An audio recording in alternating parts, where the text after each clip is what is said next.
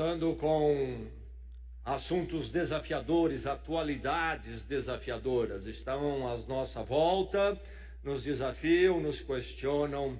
Vamos pensar um pouco mais nesse tema geral e vamos lembrar, antes de lermos os textos que vamos nos basear, nos orientar nesta noite, vamos lembrar Romanos capítulo 12, um texto que nos orienta quanto ao tema maior, lidando com assuntos desafiadores, atualidades desafiadoras. Vamos dizer juntos, vamos proclamar juntos Romanos 12, 1 e 2.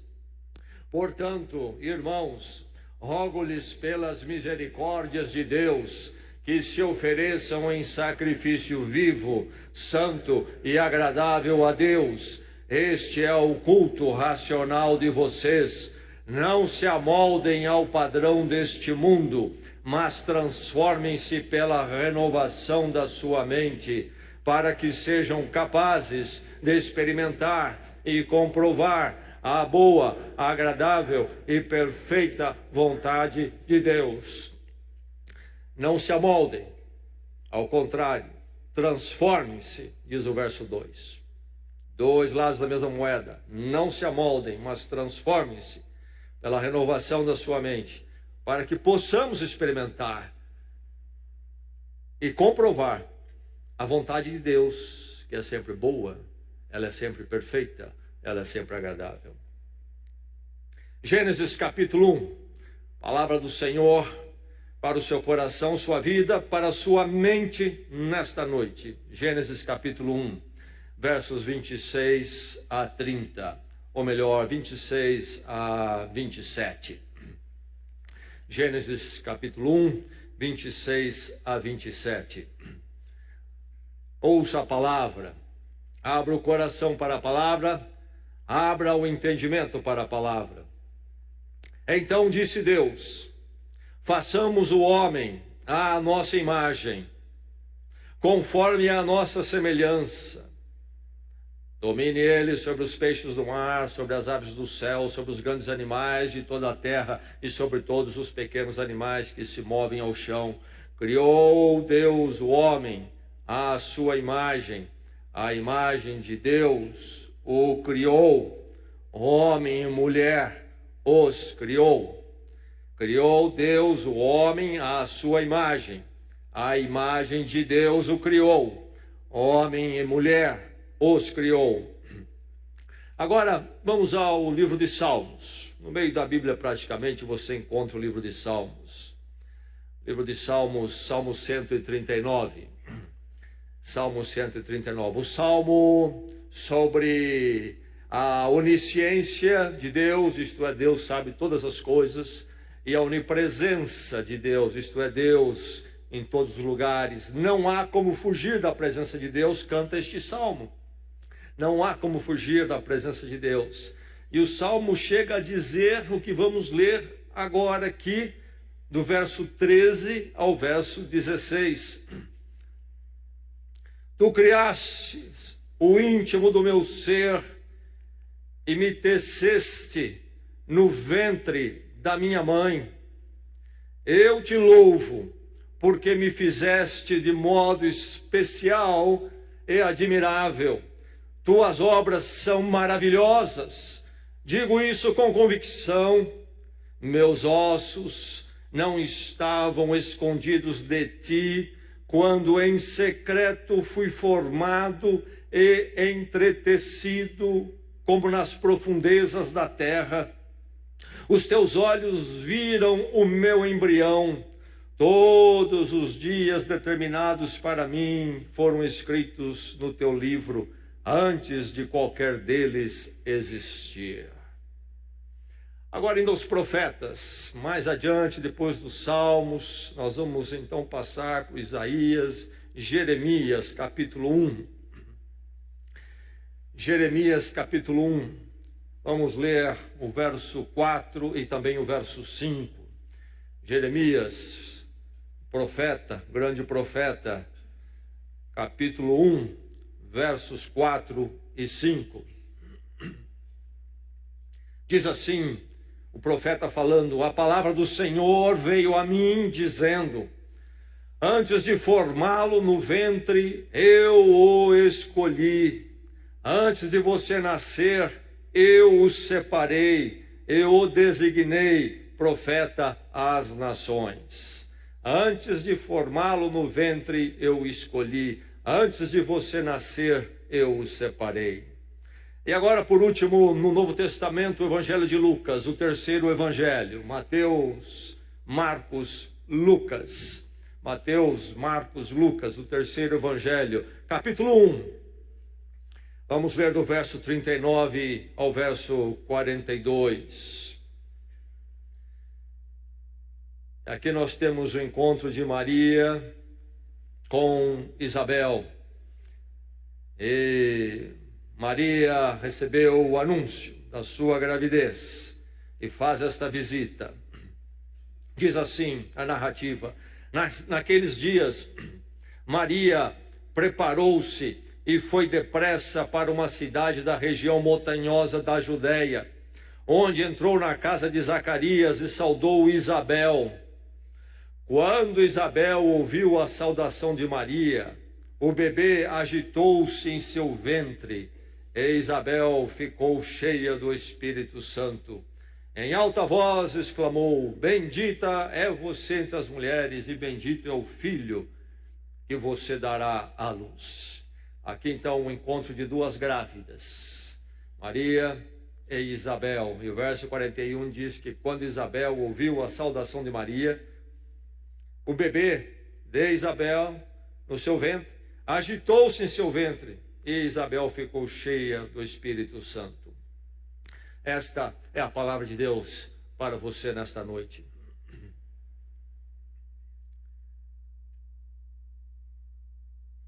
Olhando os jornais, noticiários, deparamos com notícias vez após vez como esta. Por exemplo, esta aqui, de setembro de 2015, no estado de São Paulo. Polícia procura mulher, porque viu-se que essa mulher abandonou um bebê numa caixa de papelão na porta de uma residência em Bertioga, e o bebê ainda estava com um cordão umbilical e ainda um pouco de sangue na sua pele. Os jornais noticiam isso como algo espantoso, cruel, que não deveria nunca ser feito, na verdade. E todos nós recebemos a notícia desta forma. Bebê abandonado numa caixa de papelão logo após o parto. Apenas mais um exemplo. O mesmo jornal, em maio de 2017, fala de um bebê abandonado em uma lixeira em Osasco. A mãe deu à luz, foi escondido e jogou lá numa caçamba o seu bebê. Que coisa cruel, terrível. A mídia, o jornal relatam esses fatos de uma forma chocante. A própria mídia está chocada. Mas para apenas ficar na linha com o mesmo jornal e então percebermos e sentirmos como é que está o humor dos nossos dias. Em 2018, em janeiro, no site do Estado de São Paulo, há um artigo que argumenta, na segunda-feira, então naquela semana, a agência pública e uma ONG trouxe a reportagem sobre a tragédia a que estão submetidas as mulheres do Brasil pelo Centro de Ajuda à Mulher, uma outra organização, que usa métodos violentos para convencer as mulheres a não abortar. Então, esta agência chamada pública, uma organização, denuncia a outra organização, dizendo que esta organização está submetendo as mulheres a métodos violentos para as convencer a não abortar. Que métodos seriam esses? Talvez estão colocando o ferro quente nessas mulheres. Não. O que esta organização faz, que é criticada, é denunciada pela outra, é ilustrar para as mulheres o processo de um aborto. Como é que se faz um aborto? O que acontece num aborto realmente? E aí então, esta organização chamada Agência Pública, possivelmente o pró-aborto, denuncia esta outra que é contra o aborto e usar métodos violentos. O mesmo jornal denunciando esta atitude, esta estratégia de levar as mulheres a não abortar. O mesmo jornal que noticia como algo lamentável, trágico, um bebê recém-nascido ser jogado numa lixeira, é o mesmo jornal que vem defender com maior naturalidade o aborto. Este é o barulho, é o ruído dos nossos dias. Estou apenas ilustrando, mas isto está no ar. Vivemos em dias de lutas ferrenhas, causas abraçadas com muito fervor e emoção, mas é difícil de fazer um senso, dar sentido a essas lutas em tanta contradição. Gasta-se, às vezes, milhões para proteger espécies que dizem ameaçadas, ao mesmo tempo que, por exemplo, se defende o aborto. Enfim, nós somos deparados com as possibilidades da vida humana se tornar muito barata. Nós temos o caminho do genocídio. Temos visto, tempos recentes, genocídio no mundo. Genocídio é quando um dado grupo com poder, um exército, avança sobre outro para destruí-lo, aniquilá-lo, simplesmente porque é uma outra cultura, pertence a uma outra linhagem humana. E arrasam, destroem, porque não é um dos nossos. Contra isso, é comum no politicamente correto haver a bandeira que precisa se condenar isto. Precisa se condenar. Especialmente as linhas progressistas são ainda mais firmes em combater o genocídio. Mas nós ouvimos falar também da defesa da eutanásia. O direito de cessar a vida humana quando se deseja, especialmente se está diante de um quadro mais desafiador para se viver. A vida humana pode ser eliminada, pode ser tirada, pode ser cessada nesses casos. Mas o mesmo grupo que é contra os genocídios, em geral, é a favor da eutanásia. Eugenia, aquela proposta de se agir seletivamente para se criar uma raça humana mais forte. Por exemplo, uma forma de eugenia foi praticada pelos nazistas na Alemanha. Entenderam que havia uma raça pura chamada ariana, alemã, e que então deveria ser eliminado tudo aquilo, todos aqueles que não pertenciam a essa linhagem. Inclusive, buscou-se ali, ou se praticou ali, o eliminar de pessoas com defeitos físicos. Eram fracos, não deveriam procriar, buscavam criar a super-raça, eugenia. Mas há outras formas mais elegantes sendo propostas de eugenia, por intelectuais mais hábeis. Pessoas que estão no domínio da ciência, propondo eugenia. Temos também o caso do aborto, então, que eu já citei. E pessoas que defendem a vida humana numa direção são aquelas que também, ao mesmo tempo, são a favor de eliminar a vida humana. Precisamos, nesses dias, de ter um senso, uma coerência na nossa forma de ver as coisas. Precisamos pensar a vida humana a partir da palavra como algo santo. Temos que pensar na santidade da vida humana. Este domingo é o domingo chamado de Páscoa. Lembramos a ressurreição de Jesus Cristo. É o momento para lembrarmos que o nosso Deus é o Deus da vida, Criador da vida, e em Cristo resgatador da vida, inclusive em Cristo resgatador da condenação, para nos levar à vida eterna. Nosso Deus é o Deus da vida. Precisamos então pensar na santidade da vida e a vida como algo santo. Não santo para fazer aqui uma distinção, uma nuance, não santo em termos da virtude, do comportamento moral que nós pensamos no desenvolvimento da vida cristã, mas santo no sentido de ser distintamente estabelecida por Deus, algo que deve ser intocável. Criou Deus homem e mulher, criou Deus homem e mulher, à sua imagem os criou. A vida humana. O convite da palavra de Deus para mim e para você nesta noite é: santifique a vida humana. Fique atento, nós vivemos numa cultura da morte.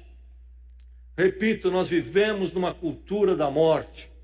Há um pacote, na minha visão, que vai das drogas, passa pela defesa da homossexualidade, que é algo estéril em si mesmo, essencialmente estéril, não por acidente, como, por exemplo, um homem e uma mulher ser estéril, não, essencialmente estéril.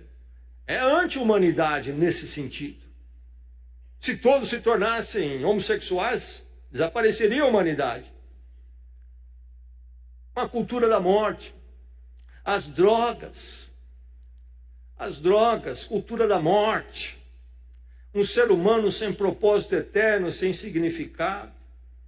É preciso, então, nós ficarmos atentos às vertentes desta falta de santificação em relação à vida humana, este baratear, este manipular, este destruir. E há correntes se movendo nos meios acadêmicos, intelectuais, nos meios políticos, e nós como cristãos não podemos ficar indiferentes.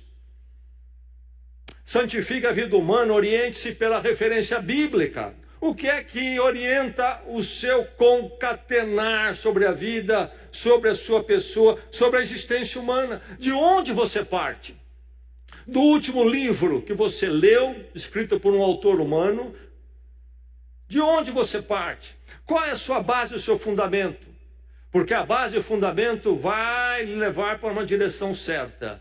E dependendo da base, ou de uma ou de outra, você vai dar em destinos completamente diferentes.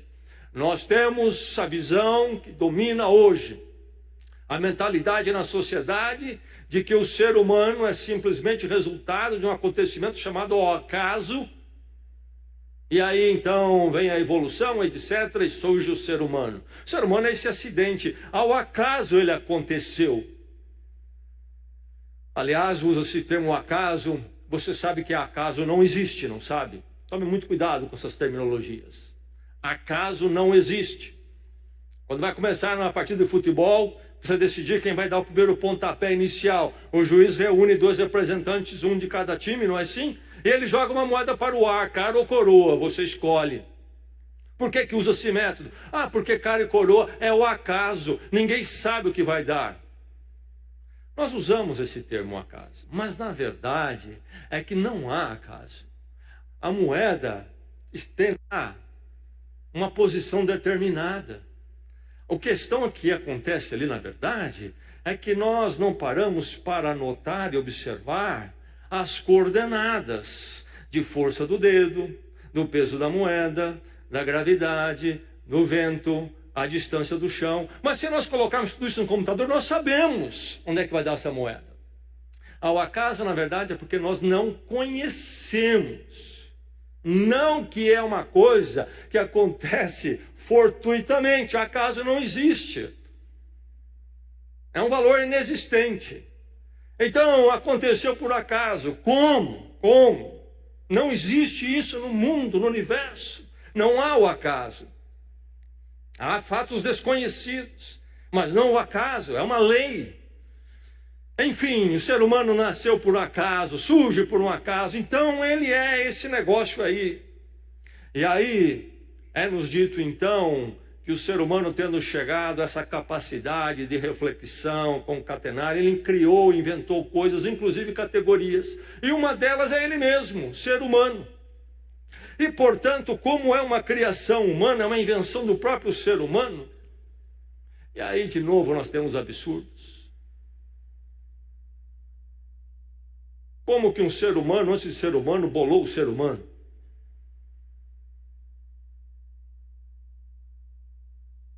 Mas é assim que a coisa funciona por aí. Então, dizem-nos que como o ser humano é uma criação do próprio ser humano, então o ser humano pode modificar quem é o ser humano, rever quem ele é, a sua identidade, a sua definição, o seu valor.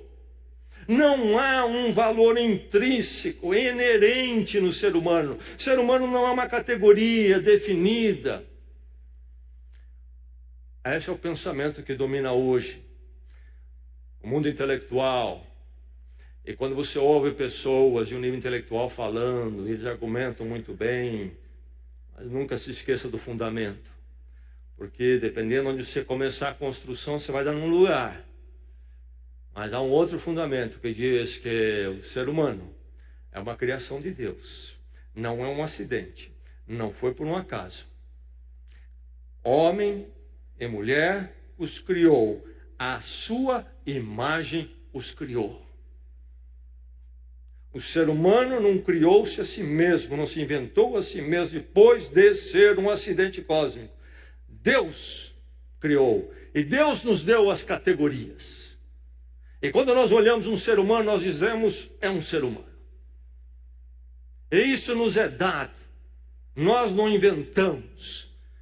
Nós não criamos. É nos dado pela criação. É óbvio. E por isso nós olhamos e dizemos, este é um ser humano, e isto é uma cadeira. Duas categorias diferentes. E o ser humano traz então esse valor intrínseco, criado à imagem de Deus. A imagem de Deus. Por isso que a cultura bíblica, a mensagem bíblica é todo sobre a vida. E nós chegamos a este ponto, inclusive, da Páscoa. Deus em Cristo vem para passar pela morte a fim de que eu e você tenhamos a vida eterna. Deus que vem resgatar a sua criação perdida. Oriente-se pela referência bíblica. Qual é a sua referência de definição da existência humana, do ser humano? Qual é? De onde você parte? Qual é o seu fundamento? Aí está a grande questão. Sabe quando você escuta aquelas mesas redondas de debate em televisão, traz ali 4, 5 pessoas, um desta área ou daquela, e vão discutir assuntos como, por exemplo, o aborto e outros, área sexual e outras coisas mais. E você fica escutando aquilo ali, e no fim muitas vezes você pergunta, e daí? Qual a conclusão? Sabe por quê não se chega à conclusão? Porque não se discute primeiramente quem é o ser humano. Antes de se discutir como ele deve viver, precisa se saber quem ele é. Quem é o ser humano? Nós sabemos. Você, discípulo de Jesus Cristo, sabe. Você tem a palavra de Deus na sua mão. E quando você lê a palavra, Deus os criou, homem e mulher, e a sua imagem os criou, faz todo sentido. Faz todo sentido. É óbvio que o ser humano tem uma distinção de tudo mais que está neste mundo e neste universo. É óbvio. Ele não porque ele é o maior de todos. Um elefante é muito maior. Não porque ele é mais rápido. Um leopardo é muito mais rápido que o ser humano. Não porque ele é mais forte. Um rinoceronte é muito mais forte. Mas há algo aqui dentro que torna possível isso que nós lemos. Governe o mundo, diz Deus. Governe, domine e governe o mundo. Somos mordomos de Deus, cuidando da propriedade de Deus, não nossa, de Deus. O ser humano é isto, é criado à imagem de Deus. Então oriente-se pela referência bíblica, santifique a vida, começando por aí. Oriente-se pela referência bíblica e não se aparte dela, e cuidado com as teses à sua volta. E aí então afirme a santidade da vida humana. Afirme isso em você. A vida humana criada à imagem e semelhança de Deus, ela é algo distinto, com um valor intrínseco, que não se pode mexer.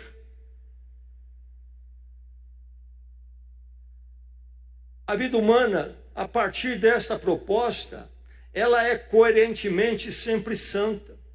A vida humana não pode ser barateada, abusada, destruída gratuitamente, em nenhum momento, em nenhuma situação, em todos os lugares. Ela precisa ser coerentemente santa, criada à imagem de Deus.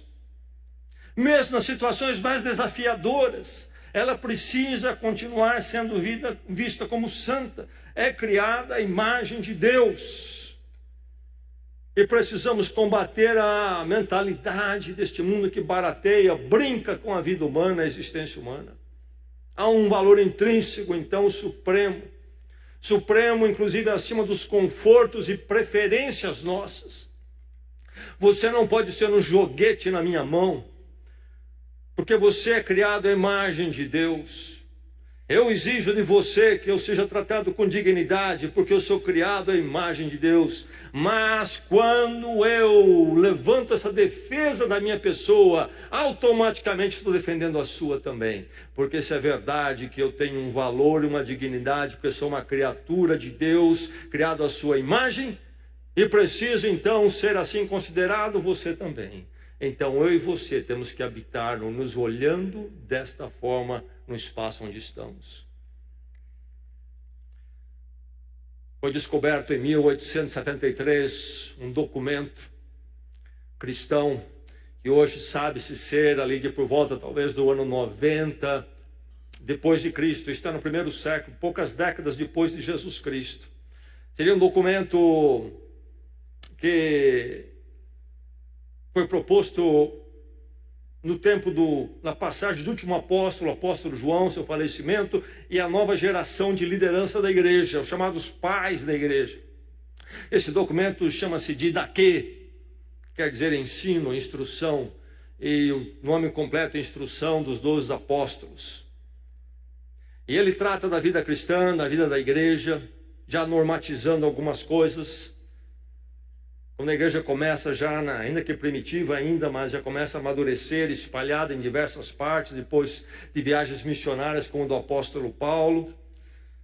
E esse documento, então, ali do primeiro século, logo após os últimos livros das Escrituras Sagradas, instruindo as igrejas em todos os lugares. Temos cópia dele em latim, temos cópia dele em grego. Ele diz o seguinte: não matarás, não cometerás adultério, não te entregarás à pederastia, não fornicarás, não furtarás, não exercerás magia nem bruxaria, não matarás criança por aborto, nem criança já nascida, não cobiçarás os bens do próximo. Primeiro século. Não matarás criança por aborto, nem criança já nascida. Sabe por quê? Que se viu necessário colocar dessa forma explícita para as igrejas, a liderança fez isso. Sabe por quê? Porque essas coisas eram comuns no mundo daquela época. Eram comuns. O aborto. Não havia um valor intrínseco no ser humano. Não havia um valor intrínseco, era descartável. Aborto era normal. Mas não somente o aborto, você ouviu, nem criança já nascida. Crianças não tinham um valor também intrínseco inerente. Crianças eram descartáveis, se abandonavam criança para morrer, quando não interessava. Esse era o mundo grego-romano. Antes da luz do cristianismo permear a cultura chamada ocidental. Era prática comum, ninguém chorava por essas coisas. Até que o cristianismo chegou tomando conta e trazendo a luz. Todos foram criados à imagem de Deus. Todos têm um valor intrínseco. Foi aí que essas coisas cessaram. Mas o mundo hoje perde essa influência, esse permear cristão. E ele começa a voltar ao que nós chamaríamos da cultura pagã daqueles dias. E muitas coisas estão acontecendo nessa direção. Inclusive a vida humana se torna descartável, manipulada conforme a conveniência, conforme interesse.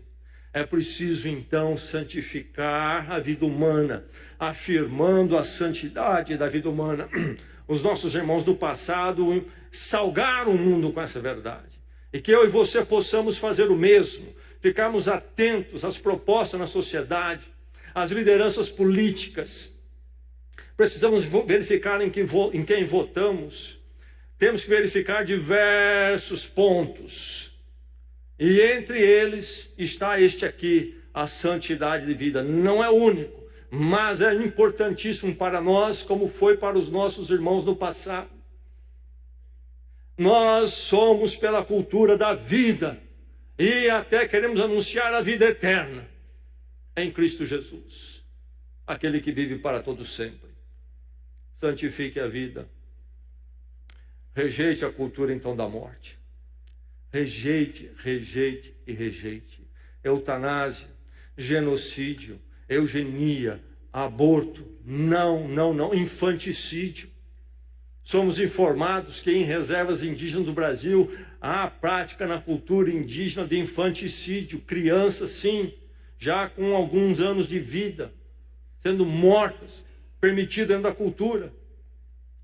Nem o infanticídio, nem o aborto, nem a eugenia, nem o genocídio, nem a eutanásia. A vida humana criada por Deus, o ser humano não tem o direito de tratar isso de forma como queira a seus caprichos. Rejeite então o aborto, que eu creio que é o que é mais gritante, que tem penetrado mais, tem conseguido mais espaço. Dou uma pequena ênfase ou uma grande ênfase, se preferir, ao aborto aqui nesta noite, que é o que está mais aprovado, tem conquistado mais vitórias no nosso meio, no mundo todo, não só no Brasil. Rejeite o aborto. É-nos dito que a estatística em relação ao aborto, as estatísticas são complicadas. Depende de quem mexe, há muita tendência, porque há uma batalha no ar em relação a pró e contra. Mas é-nos dito que no mundo é praticado por ano entre 46 a 55 milhões de abortos no ano. Eu disse 46 e 55 milhões. No Brasil há um debate tremendo, mas a Universidade de Brasília disse que em 2015 aconteceram no Brasil 503 mil abortos. A maior parte chamado ilegal. Nos Estados Unidos, em 2016, 914 mil abortos.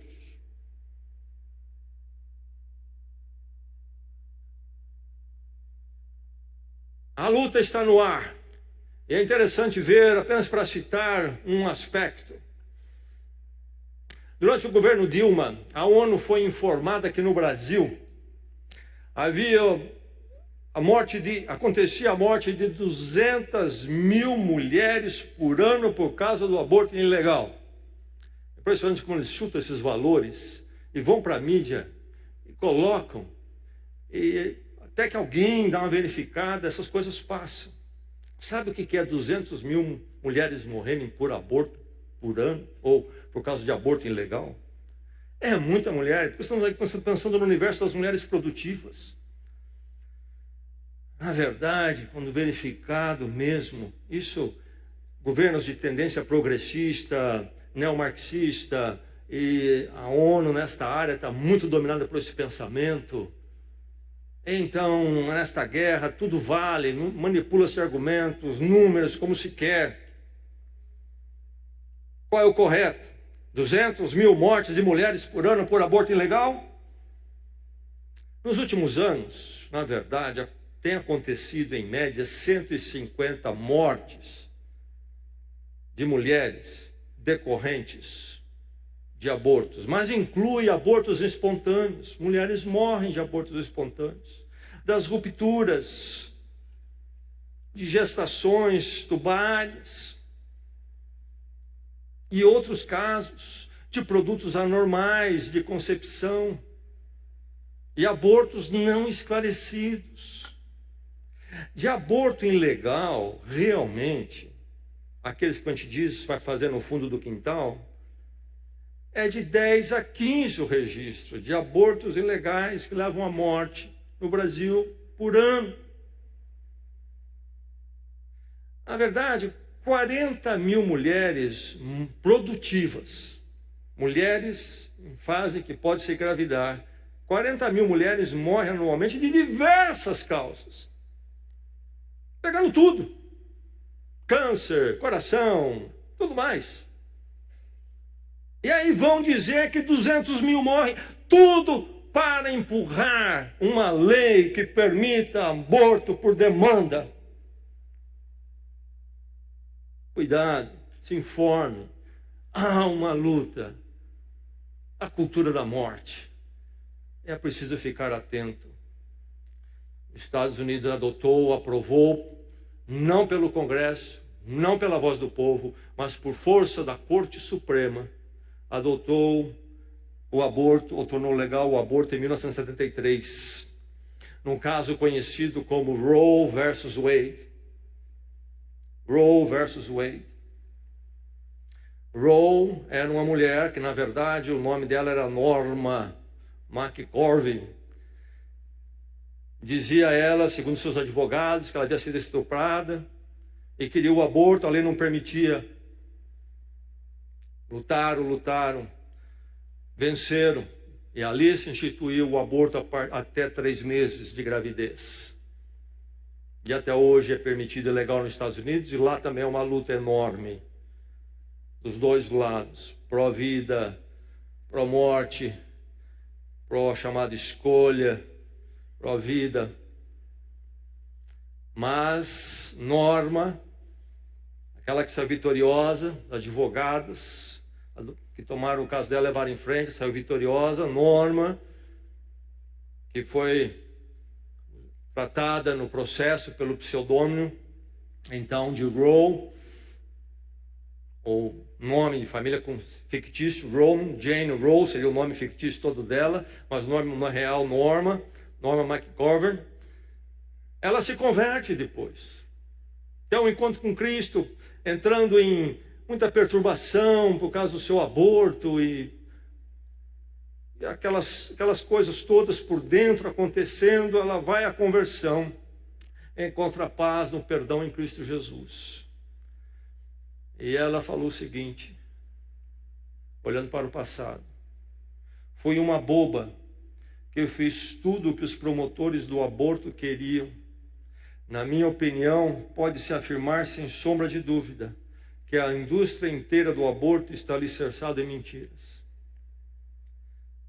Advogadas alinhadas, militantes em causas chamadas feministas do novo feminismo, movido pelo neomarxismo. A mulher é uma oprimida. E é oprimida pela maternidade. Ela vai ter liberdade. Assumir o caso desta coitada aqui. E disseram que ela foi estuprada. E esta mulher, depois da conversão, diz que ela foi tola e foi usada. E ela diz mais: não houve estupro. Não houve estupro. Outro personagem nessa história nos Estados Unidos é o Dr. Bernard Nathanson. Quando foi aprovado, ele, sendo um médico, tornou-se o dono e diretor da maior clínica de abortos lá nos Estados Unidos e presidiu 60 mil operações de aborto. Depois ele se converte. E ele diz o seguinte: diante do público, quando falávamos em estatísticas de mulheres que morriam em consequência de abortos clandestinos, sempre mencionávamos de 5 a 10 mil mortes por ano nos Estados Unidos. Confesso que eu sabia que esses números eram totalmente falsos, mas de acordo com a ética, entre aspas, da nossa revolução, era uma estatística útil e amplamente aceita. Então, por que devíamos tentar corrigi-la com estatísticas honestas?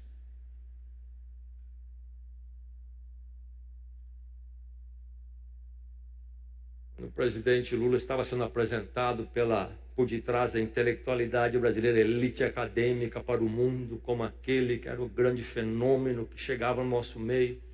Venderam ele para a Europa, levaram ele para a Europa, ele lá então debater e falar.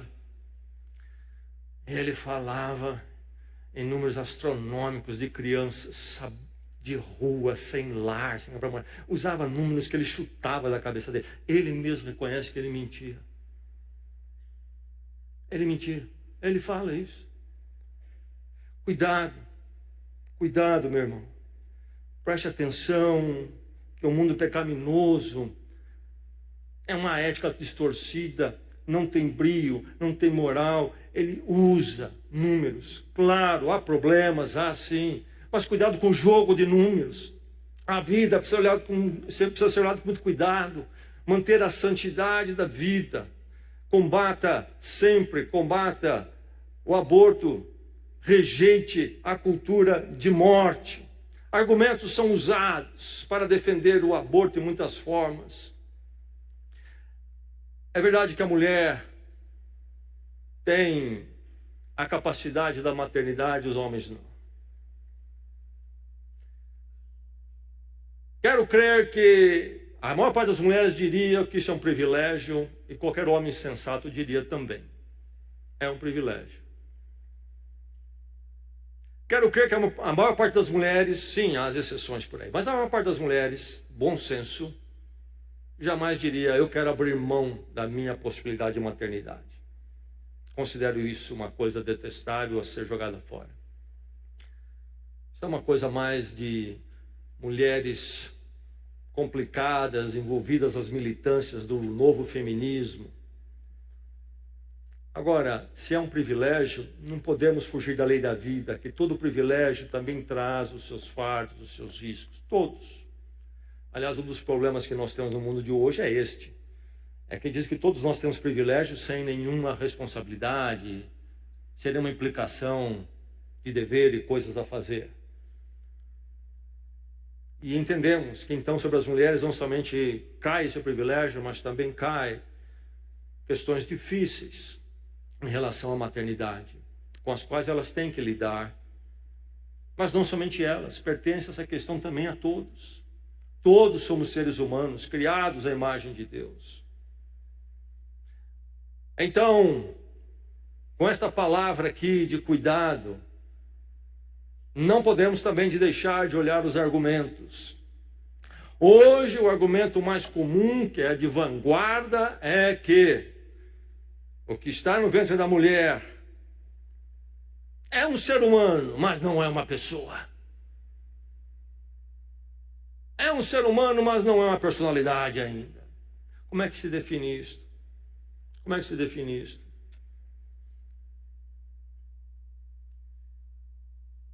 Estabelece-se categorias para se tratar com o processo do desenvolvimento do ser humano. E se fala em zigote, se fala em embrião, depois em feto. Essas são categorias que nós criamos que são arbitrárias. Na verdade, há uma continuidade em tudo. Sim, há um quadro que poderíamos chamar do tempo do zigote, do embrião, mas tudo isto é um crescer de um mesmo ser, continuadamente. Quando nós chegamos a um bebê nascido, 1 mês, 2 meses, ele nada tem a ver com um adolescente que vai ser dali a 10 anos, em termos de consciência, percepção das coisas, memória.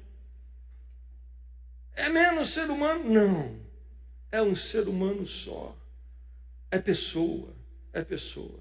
Ah, o relacionamento. Não há um relacionamento humano. Isso funciona nas teses. Mas na prática, toda mãe sabe que tem um relacionamento com o que está no seu útero. É ou não é? Esse negócio de zigote, de embrião, de feto, essa conversa de teses, que tem até uma serventia na área médica, mas nenhuma mulher diz, estou sentindo meu zigote. O meu embrião, o bebê, o ser humano. estou em relacionamento com Ele. É uma pessoa. Ou não é? E o pai, qualquer pai consciente, entra no mesmo barco. Outros diriam, porque eles são incapazes. Mas seria que nós determinamos? Será que determinamos seres humanos pela capacidade? O que diríamos de paraplégicos? O que diríamos de uma criança vítima de forma aguda da paralisia cerebral? O que diríamos de alguém em coma? O que diríamos de pessoas com órgãos amputados? O que diríamos de mudos, incapazes, não se mexe, não anda sozinho? Precisamos tomar cuidado com os princípios que aplicamos, que são convenientes, porque aí então uma porção de gente vai ser julgada como menos que humano, se aplicarmos de forma coerente e consistente a todos. O nível de desenvolvimento. Falamos em nível de desenvolvimento. E aí 3 meses é o mês, até 3 meses pode abortar. Isso é arbitrário. Isso é arbitrário. Não há como se estabelecer esses 3 meses. Um bebê com 18 meses não tem a autoconsciência que nós temos. Não tem memória como nós temos. Está tudo ainda muito em desenvolvimento, ou não? Sabemos nós, os nossos bebês nos primeiros meses nem nos veem. Os olhos ainda não conseguem assimilar nossas figuras.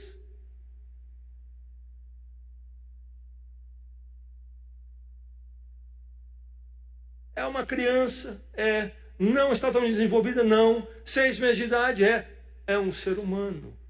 Como fazer a diferença disto para aquele que está no útero? Questão de desenvolvimento. Nós vamos desenvolvendo, não é mesmo? Uma criança ainda na puberdade não é um adulto, há muita coisa a desenvolver ali. Não, aquilo que está no útero não é um ser humano porque é dependente. Sim, dependente dos nutrientes da mãe. Mas não é verdade que toda criança é dependente? Se não houver uma mãe ou um pai perto ali, morre. Morre de fome. Às vezes eu vejo mãe dando comida na boca de criança de 6 anos de idade. Eu fico preocupado. Com 40 anos vai dar comida na boca desse camarada. Uns dependentão que não vão embora nunca. E os pais não chutam para fora de casa. Dependência. Depende da mãe para se alimentar. Claro. Fora do útero também. Do peito. Alguns não, mas é o ambiente. O ambiente é a diferença. Está no útero, não está fora. Desde quando geografia determina o que é um ser humano? Se está do outro lado do mundo, não é do nosso tipo. Fim com eles. Porque é o ambiente, é a geografia que determina. Sabemos poucos anos atrás aqui, eu creio que 4, 5, não sei, lá no Chile aconteceu aquele desastre, os homens trabalhando numa mina, desmoronou, ficaram presos lá dentro daqueles mineiros. Lembram-se disso? Isolados, numa caverna. Grande esforço para resgatá-los. Esquece. É um outro ambiente. Estão isolados, a gente não vê. Deixa lá. Tamanho. Pequenininho. O que é um embrião? Pequenininho.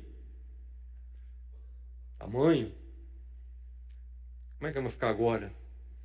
Vamos começar a determinar mais humano, quanto maior quanto mais alto, quanto mais baixo, menos. Cuidado aí. Alguns já estão olhando assustados. É por tamanho agora. Vai viver por tamanho, entendeu? O corpo é da mulher. A mulher é que decide. Essa é uma falácia muito grande. É verdade que a decisão, lidando com as questões, os pais decidem, aquela coisa, uma opção de coisa a se olhar, mas o princípio maior é qual? A partir das Escrituras, todos são criados à imagem e semelhança de Deus. O corpo é da mulher, até certo ponto, porque o corpo dela é dado a ela por Deus, para ser usado como Deus quer, não ao bel prazer dela. Há uma liberdade de usar o corpo? Há. Como há uma liberdade para usarmos toda a criação. Mas sempre lembrando que é uma criação de Deus. Nós somos meros mordomos de algo que não nos pertence. Nós desfrutamos daquilo que não é nosso por permissão de Deus. Mas é o meu corpo, está me dando trabalho, está tirando de mim. Você passar da esquina e uma pessoa estiver precisando da sua ajuda, num estado de morte, quem sabe, um ataque cardíaco, e você diz, tchau, meu amigo, eu vou embora. Você pode ser responsabilizado diante da lei. Não adianta falar no tribunal que é o seu corpo, você não ia usar seu corpo para ajudar. Acidente, mesma coisa, você pode ser responsabilizado. Mas é o meu corpo, por que eu tenho que pôr minha mão lá, lidar com um camarada que está morrendo, agonizando? Meu tempo, meu corpo, minhas energias. Você responde pelaquela vida. Vamos tomar cuidado com esses argumentos. Sim, momentos às vezes difíceis podem surgir, mas é do Senhor, o corpo de todos. E aí chegamos ao argumento do estupro. Como gostam de usar o estupro para defender o aborto. Na verdade, o estupro é um argumento para se pegar a carona, entende? Porque no fundo o que querem, como nós já lemos o testemunho aqui de alguns desses dois, pelo menos nos Estados Unidos que eu citei, podia falar de outros, na verdade é o que se quer o aborto por demanda, por conveniência. E aí se enfia o argumento do estupro, para que com essa colher de açúcar se engolha um remédio amargo. Deuteronômio 24:16 diz, os pais não serão mortos em lugar dos filhos, nem os filhos em lugar dos pais. Cada um morrerá pelo seu próprio pecado. O estupro. Deve a criança morrer pelo pecado do outro? Sabe? Uma das coisas tristes e trágicas, que as mulheres marcham pelas ruas, as feministas atuais, anti-maternidade, marcham pelas ruas, dizendo, é meu corpo, é meu corpo. Quem vai marchar pelas crianças no útero? Não tem voz, mas a palavra de Deus fala por eles. Deus fala por eles. Cada um morrerá pelo seu próprio pecado. Aborto, uma coisa muito simples, engravidou, procura uma clínica, aborta, resolveu o problema. Esse é o pensamento, é o que se pensa, é o que transparece nas lutas que estão aí pro aborto. Se fosse simples assim. Fomos criados à imagem de Deus. Nós somos seres um pouco mais complexos. Somos seres espirituais, criados à imagem de Deus. Uma vez um ser humano gerado, ainda no útero, não há como eliminá-lo, entendeu? Somos seres espirituais. Nós sabemos de uma outra vida. O bisturi, seja lá o que instrumento for usado para tirar aquela vida, não vai tirar aquela vida do espírito da mãe. Não se fala, mas os traumas pós-aborto são tremendos. As perturbações que essas mães carregam, essas mulheres carregam, é terrível. Sabe aquilo que se chama zigote? Embrião, feto. Isso faz aniversário no coração da mãe para o resto da vida. Hoje ele teria 1 ano. Hoje ele teria 2 anos. Hoje ele teria 3 anos. Ou então precisa buscar formas de aplacar isso, e buscar escapes para abafar. Isso se torna complexo e conturbado no interior. Sonhos vêm. Realmente eu não posso nem imaginar o que é passar por um estupro. Não posso nem imaginar o que é isso. E estar grávida de um estupro, não consigo imaginar o que é isso. Mas é uma realidade da vida que nos dá, diante da verdade da maternidade, o que fazer. Temos dois caminhos. Um é o aborto. Eliminou o problema? Não. Criou um outro problema. Criou um outro problema. Porque não está se eliminando o bandido, o criminoso que praticou estupro. Está se eliminando alguém que não tem nenhuma culpa. Há um problema. Surge um problema difícil.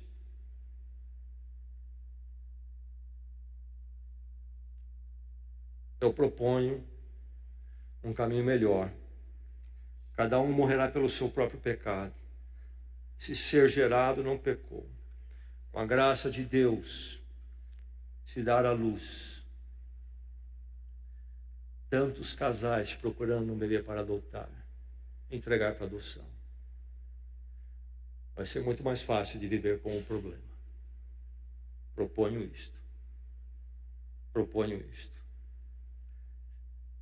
Será muito melhor viver com a questão desta forma. Uma família que quer, que vai recebê-lo sem essas complicações da experiência difícil, vai cuidar e a mãe saber disto. Você sabe que, segundo a estatística mais provável que eu consegui, sabe quantos casos de estupro resultam ou representam situação da gravidez? 0,06%. Do jeito que falam, é que todas as mulheres estão querendo aí pela rua marchando que querem um aborto, direito ao aborto, todos são estuprados. A porção pequena, difícil. Com esse vamos lidar, pensar e ver. Riscos da vida da mãe. Como é que lidamos? Riscos da vida da mãe. Nós temos o caso de uma vida e outra vida. Será que esta que a mãe deve se ir por causa desta? Só quem passou por isso sabe da agonia para essa decisão. Mães conscientes sabem que não é fácil. A maior parte prefere ir em frente. Outros, quando possível, veem possibilidade de uma intervenção médica e se salvar os dois. Tivemos um caso muito feliz em nossa igreja, por exemplo, tempos atrás, onde foi preciso realizar então o parto por intervenção para salvar a mãe. A criança tão tenra, com os cuidados da medicina, hoje sobreviveu. E eu acho que hoje já dá trabalho aí na nossa ministério infantil. Enfim, é uma hora difícil. Mas nós estamos falando aí de um caso único em todos os argumentos. Porque é vida por vida. E certamente a vida que veio primeiro, então, terá sua primazia. Mas mesmo assim, é uma decisão difícil. Precisa orar, pensar, que Deus tenha misericórdia daqueles que porventura venham passar por esse momento. Mas não é verdade que em todo canto está acontecendo mães em risco. E é preciso começar com aborto para todo mundo aí. É outra tese usada porque interessa. Sabe, o aborto é um método terrível, não se fala dele. Leia sobre as formas que se pratica aborto. Quais são as metodologias que se usa para tirar um feto do útero? Você já leu? Aqueles que são medicamentosos que levam o chamado feto à inanição, a morrer de fome ali dentro. Medicamentos que cortam a alimentação dele. Mas ele não sente. Um bebê de 2 meses, se der uma injeção nele, não tem consciência da injeção, não tem consciência, estão mexendo na minha perna, mas ele grita. Ele grita. Métodos que queimam, métodos que enfia esse instrumento, retira o cérebro, corpo para fora pela metade, e aí se corta a cabeça. Formas de aspirar, são sistemas violentos, agressivos. Se assistíssemos, ficaríamos horrorizados. Enfim, Precisamos lembrar da santidade de vida. Santifique a vida humana. Talvez alguém diga nesta noite: eu errei. Eu errei. A graça de Deus é para você. A cruz de Cristo também lhe perdoa. Você pode encontrar paz com Deus em arrependimento e confissão. A cruz de Cristo cobre todo o erro e pecado humano, inclusive o aborto. Confessa, reconheça, se alinhe com o Senhor. A paz para você como a paz para todos nós, porque também os nossos pecados foram perdoados. Santifique a vida humana. Cristo vive para todos sempre, para que nós possamos encontrar vida como Deus propôs desde a criação. Vida. Santifique a vida humana. Tudo que você for e fizer com você mesmo, lembre-se sempre que a sua vida do Senhor, ela é santa. Viva, use a sua vida da forma que Deus quer. Use para lhe edificar os que estão à sua volta. Santifique a vida humana. A transformação em Cristo, no perdão em Cristo, a nova vida no Cristo ressurreto, nos leva a encontrar vida. Aquilo que edifica a nós e aos outros. Que o Senhor nos leve para assim viver segundo a vontade dEle. Vamos orar. Vamos à presença do Senhor.